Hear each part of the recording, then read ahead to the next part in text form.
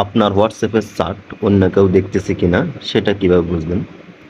হোয়াটসঅ্যাপের নতুন যে নিয়ম বছরখানেক আগে যেটা পাবলিশ হয়েছে, সেখানে একটা হোয়াটসঅ্যাপ মূলত 4টা ডিভাইসে ব্যবহার করা যায়। ধরুন আপনার এই নাম্বার দিয়ে যে হোয়াটসঅ্যাপটা খুলছেন, এটা একাধিক একাধিক ডিভাইস থেকে দেখা যায়।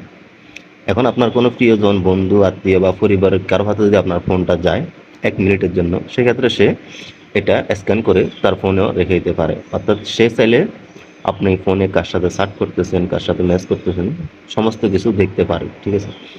এই সেটিংটা কোথায় গিয়ে চেক করবেন সেটাই আজকে আমি দেখাবো।